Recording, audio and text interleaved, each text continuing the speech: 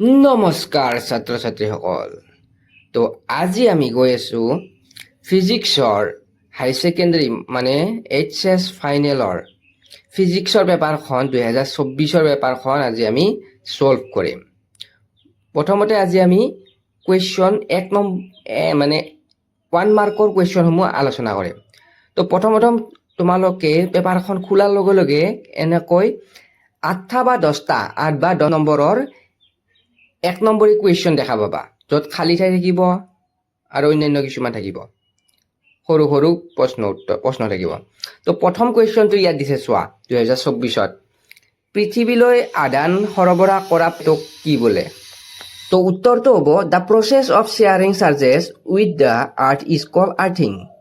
তোমালোকে কিছুমান চহৰত দেখিছা যে ডাঙৰ ডাঙৰ বিল্ডিংবিলাক যে থাকে, বিল্ডিংবিলাকৰ ওপৰত এনেকৈ এডাল মানে ৱায়াৰ থাকে, ওপৰত ওলোৱা থাকে, মানে এণ্টেনা নিচিনাকৈ ওলাই থাকে, তাত যাতে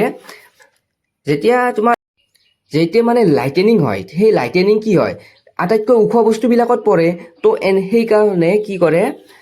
বিল্ডিঙতকৈ ওখ কৰি একডাল মানে এণ্টেনা নিচিনা ওলাই ৰাখে, সেইটো মেটেলৰ হয়। তো সেইডালত যেতিয়া পৰে লাইটেনিং, অৰ্থাৎ মানে কি হয়, সেইটো এটা কাৰেণ্টে হয়, হাই ভল্টেজ কাৰেণ্ট। তেতিয়া সেই মানে এণ্টেনাডাল ৱায়াৰেৰে একদম গ্ৰাউণ্ডত মানে কি কৰাই থাকে, কানেকশ্যন কৰাই থাকে, আৰু যেতিয়া লাইটেনিং হয় আৰু তেতিয়া সেইডালৰ ওপৰত কাৰেণ্ট পৰে, তো হাই ভল্টেজ পৰে, সেই হাই ভল্টেজখিনি ৱায়াৰেৰে আহি কিনে পৃথিৱীত মানে সমাহিত হৈ যায়। তো এইবাৰ এইকেইটা টপিকৰ ওপৰত কুৱেশ্যন আহিব পাৰে। চোৱা, প্ৰচেছ অফ চাৰ্জিং মানে আহিতকৰণৰ পদ্ধতি। 1 নম্বৰটোত আছে চাৰ্জিং বাই ফ্ৰিকশ্যন। যেতিয়া মানে ঘৰ্ষণ কৰা হয়, যেতিয়া দুটা বস্তু ঘঁহি দিয়া হয়, তাত কি হয়, চাৰ্জ উৎপন্ন হয়। তোমালোকে নিশ্চয় দেখিছা, যেতিয়া কলমটো মূৰৰ ওপৰত ঘঁহি দিয়া হয়, দিয়াৰ পিছত যেতিয়া সৰু সৰু টুকুৰা কিছুমানৰ ওপৰত ৰখা হয়, তেতিয়া সেই সৰু সৰু কাগজৰ টুকুৰাবিলাক কি হয়, চুলিত ঘঁহি দিয়া কলমটোৱে আকৰ্ষণ কৰে। তোমালোকক মই ইয়াত ভালদৰে দেখুৱাই দিছোঁ এক্সপেৰিমেণ্টটো। চোৱা, এই টুকুৰাবিলাক মই ইয়াত কাটি লৈছোঁ, লোৱাৰ পিছত কি হ'ব, মই কলমটো মূৰত ঘঁহি দিছোঁ, দি কিনে ইয়াত চোৱা, ভালকৈ দেখুৱাই দিছোঁ। চোৱা, এনেকৈ মানে আকৰ্ষণ কৰে, মানে কি হয়, ইয়াত পজিটিভ চাৰ্জ উৎপন্ন হয় আৰু এটাত কি হয়, নিগেটিভ চাৰ্জ উৎপন্ন হয়। তো পজিটিভে নিগেটিভ চাৰ্জক কি কৰে, এট্ৰাক্ট কৰে, মানে আকৰ্ষণ কৰে। তো সেইকাৰণে এই কাগজৰ টুকুৰাবিলাক ওলাই আহে। এইটো কিহৰ দ্বাৰা চাৰ্জ উৎপন্ন কৰিলোঁ, এইটো হৈছে চাৰ্জিং বাই ফ্ৰিকশ্যন, মানে মূৰত ঘঁহি দিছোঁ, যাৰ ফলত এইটো হৈছে ফ্ৰিকশ্যন হৈছে। ফ্ৰিকশ্যনৰ ফলত কি হৈছে, চাৰ্জ উৎপন্ন হৈছে। তো সেইটো হৈছে চাৰ্জিং বাই ফ্ৰিকশ্যন। তো নেক্সটটো আছে চাৰ্জিং বাই কণ্ডাকশ্যন। চাৰ্জিং ফ্ৰিকশ্যনৰ এটা সুন্দৰ উদাহৰণ দি আছোঁ। যে তোমালোকে এতিয়া গৰম চোলা পিন্ধি আছা, ঠাণ্ডাৰ দিন, তো যেতিয়া চুৱেটাৰটো খোলাৰ পিছত এটা মানে ফট এটা শব্দৰ উৎপত্তি হয়, কাৰণ যেতিয়া চুৱেটাৰটো খুলিবা তেতিয়া কি হয়, শৰীৰৰ লগত ঘৰ্ষণ হয়, ঘৰ্ষণৰ ফলত কি হয়, চাৰ্জ উৎপন্ন হয়। তো সেইকাৰণে তাত কি হয়, ঊলৰ চুৱেটাৰটো কি হ'ব, ফট শব্দ উৎপত্তি হ'ব। আৰু সেইটো যদি তোমালোকে এন্ধাৰ কোঠাত খোলা, তেতিয়া তোমালোকে এটা ফিৰিঙতি নিচিনা এটা দেখা পাবা তাত। ঠিক আছে, তো সেইটো হৈছে এটা ফ্ৰিকশ্যনৰ দ্বাৰা আহিতকৰণৰ এটা উদাহৰণ। তো নেক্সটটো আছে চাৰ্জিং বাই কণ্ডাকশ্যন। তো চাৰ্জিং বাই কণ্ডাকশ্যনটো কেনেকুৱা হয় চোৱা, ধৰি লোৱা এডাল ৰড, ইয়াত কি হৈছে, এইটো ধৰি লোৱা পজিটিভলি চাৰ্জ ৰড, মানে ইয়াত ইলেক্ট্ৰন কম আছে, ইয়াত পজিটিভলি চাৰ্জ বেছি আছে, মানে কি ইলেক্ট্ৰন কম আছে। যেতিয়া এই পজিটিভলি চাৰ্জ ৰডডালৰ লগত একডাল নিউট্ৰেল ৰড এডাল যেতিয়া টাচ কৰি দিয়া হয়,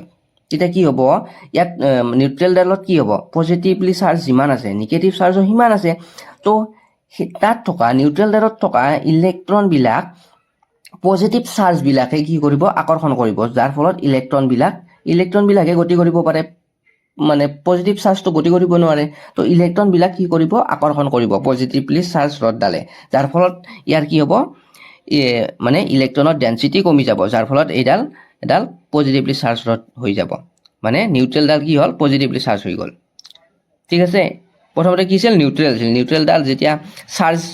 মানে পজিটিভলি চাৰ্জ ৰডৰ লগত লগাই দিয়া হ'ল, তেতিয়া কি হ'ল, এইডাল পজিটিভলি চাৰ্জ হৈ গ'ল। তো নেক্সটটো চোৱা, চাৰ্জিং বাই ইণ্ডাকশ্যন। চাৰ্জিং বাই ইণ্ডাকশ্যন। তো চাৰ্জিং বাই ইণ্ডাকশ্যনটো কি হয়, চাৰ্জিং বাই কণ্ডাকশ্যনৰ নিচিনাই। কণ্ডাকশ্যনত বস্তু দুটা আমি টাচত ৰাখিব লাগে, কিন্তু ইণ্ডাকশ্যনত আমি চাৰ্জ বডি আৰু নিউট্ৰেল বডিটো টাচত নাৰাখিলেও হয় মানে ঠিক আছে প্ৰথমতে আমি কি ল'লো এডাল পজিটিভ চাৰ্জৰ এডাল ৰড লৈছো তাৰে কাষত আন এটা আমি কি লৈছো নিউট্ৰেল স্পেয়াৰ মানে কি নিউট্ৰেল স্পেয়াৰ মানে হৈছে তাত ইলেক্ট্ৰন যিমান আছে প্ৰটনো সিমান আছে মানে ই এটা নিউট্ৰেল হয় তো কি হ'ল যেতিয়া আমি নিউট্ৰেল স্পেয়াৰটো একডাল চাৰ্জ ৰডৰ কাষলৈ আনিম তেতিয়া কি হ'ব নিউট্ৰেল স্পেয়াৰৰ ইলেক্ট্ৰনবিলাক চাৰ্জ ৰডৰ ফালে গতি কৰিব কাৰণ এট্ৰাকশ্যন হ'ব ইলেক্ট্ৰন আৰু প্ৰটনৰ মাজত ঠিক আছে তাৰপিছত এইফালে কি হ'ব পজিটিভ চাৰ্জবিলাক ভাগ হৈ যাব তো কি হ'ব তাৰে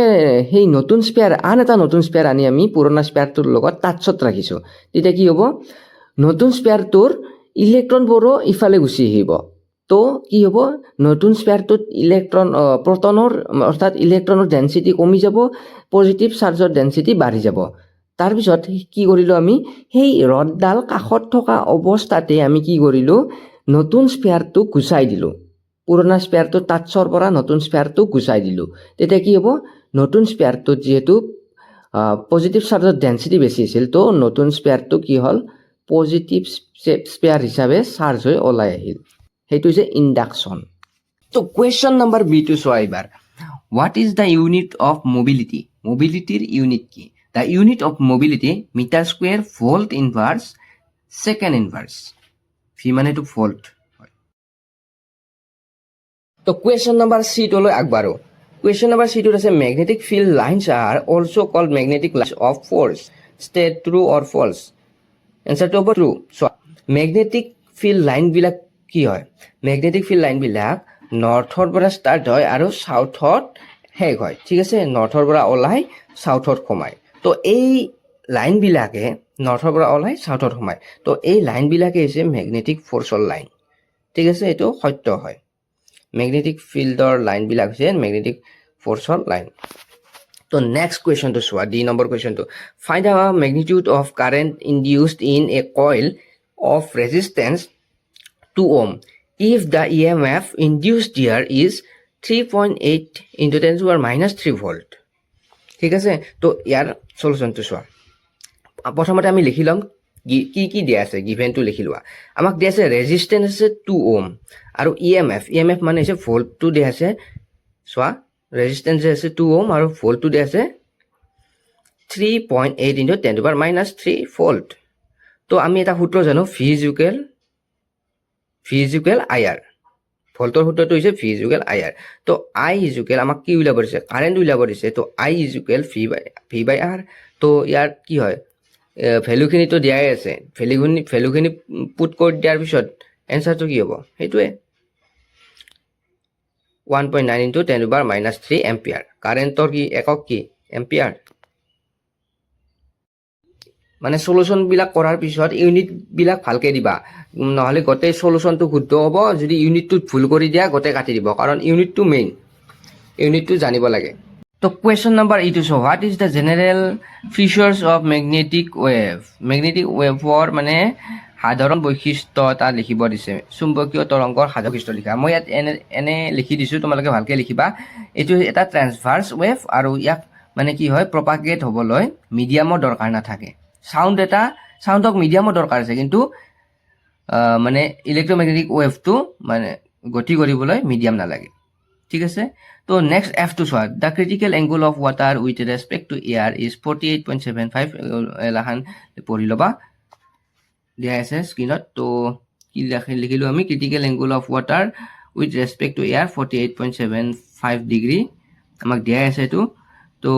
sin 48.75 মানে ভ্যালুটো আমাক দিয়া আছে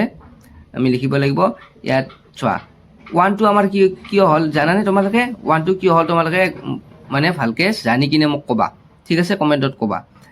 sin c 1 by mu তো 1 by mu mu 1 by sin c মানে sin c ক্রিটিক্যাল এংগলটো দিয়া আছে ক্রিটিক্যাল এংগলটোৰ ভ্যালু বহাই দিছো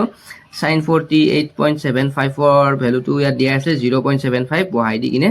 লিখিলো 1.4 তো ইয়াত 1 টো কিয় লিখিলো মই 1 by mu কিয় লিখিলো হেতু 1 টো কিয় লিখিলো এটো তোমালোকে মোক কমেন্টত কবা তো নেক্সট কোৱেশ্চনটো চোৱা ইয়াত কি আছে in the alpha particles scattering experiment for one small আৰু লাৰ্জ এংগলটো লিখিব দিছে দ্য স্মল ইম্পেক্ট পেৰামিটাৰ এংগলটো হ'ব 180 ডিগ্ৰী 180 ডিগ্ৰীত আৰু লাৰ্জ ইম্পেক্ট পেৰামিটাৰ এংগলটো হ'ব 0 ডিগ্ৰী ঠিক আছে 0 ডিগ্ৰীত কি হয় সম্পূৰ্ণ মানে কি হয় 90 ডিগ্ৰীত মানে কি হয় এটো ঘূৰি আহে তো নেক্সট আৰু কুৱেশ্যনটো চোৱা আই নম্বৰ কুৱেশ্যনটো অলপ খেলিমেলি হৈছে তো আই নম্বৰ কুৱেশ্যনটো ভালকৈ দিয়াই নাই তো আমি জে নম্বৰ কুৱেশ্যনটো লৈ আগবাঢ়িছোঁ চোৱা right the full form of LCD আৰু CRT ঠিক আছে তো তোমালোকে নিশ্চয় শুনিছা LCD ডিসপ্লেৰ কথা তো আগতে ডিসপ্লেবিলাক কি LCD আছিল মানে লিকুইড ক্ৰিষ্টেল ডিসপ্লে আৰু CRTৰ ফুল ফৰ্মটো হৈছে কেথড ৰে টিউব তো ইয়াত মই বহিটোত লিখি দিছোঁ ভালকৈ চোৱা LCD ফুল ফৰ্ম হৈছে লিকুইড ক্ৰিষ্টেল ডিসপ্লে আৰু CRT হৈছে কেথড ৰে টিউব কেথড ৰেটো নিগেটিভ নে পজিটিভ তোমালোকে মোক কোৱাচোন তোমালোকে জানানে তোমালোকে কেমিষ্ট্ৰিত প্ৰথম মানে চেপ্টাৰটোত পাইছা চাগে কেথড ৰেটো হৈছে কি হয় নিগেটিভ হয় ঠিক আছে তো নেক্সট কুৱেশ্যন চোৱা নেক্সট কে নম্বৰ কুৱেশ্যনটোত আছে চোৱা if current flowing through A coil of n number of turn and cross sectional area A BI what will be the magnetic moment or এটা ফৰ্মুলা আছে তোমালোকে সেই ফৰ্মুলাটো লিখি দিলেই হ'ব ইয়াত মই তোমালোকক ভালদৰে ইয়াত বহিটোত লিখি দিছোঁ চোৱা m মানে magnetic moment is equal NIA n হৈছে নাম্বাৰ অফ মানে কইলৰ পাক আৰু I হৈছে কাৰেণ্ট আৰু A হৈছে সেকশনাল এৰিয়াটো ঠিক আছে তো নেক্সট কুৱেশ্যনটোত কি আছে চোৱা L কুৱেশ্যনটো আছে write the expression for equivalent capacitance if the capacitor C1 and C2 are connected একবাৰ সিৰিজত একবাৰ প্যাৰেলালি কানেক্ট কৰা আছে দুটা ধাৰক তো সিৰিজত থাকিলে কি হ'ব চোৱা তো এইটো এটা ফৰ্মুলা হয় সিৰিজত থাকিলে চোৱা 1/C equivalent is equal 1/C1 plus 1/C2 আৰু প্যাৰেলেলত থাকিলে ডাইৰেক্ট প্লাস কৰি দিলে হ'ল ঠিক আছে এইটো ৰেজিস্ট্যান্সৰ ফৰ্মুলাৰ উল্টাটো তেনেকৈ মনত ৰাখিবা ঠিক আছে তো নেক্সট কুৱেশ্যনটো কি আছে চোৱা নেক্সট কুৱেশ্যনটো আছে mention the principal on which a transformer works মানে ট্ৰান্সফৰ্মাৰে কোনটো নীতিৰ ওপৰত কাৰ্য কৰে তো সেইটো হৈছে transformer works on the principle of electromagnetic induction তো ট্ৰান্সফৰ্মাৰে ইলেক্ট্ৰমেগনেটিক ইণ্ডাকচনটোৰ মানে প্ৰিন্সিপালৰ ওপৰত নিৰ্ভৰ কৰি ট্ৰান্সফৰ্মাৰ বিলাকে কাম কৰে তো আজিলৈ ইমানেই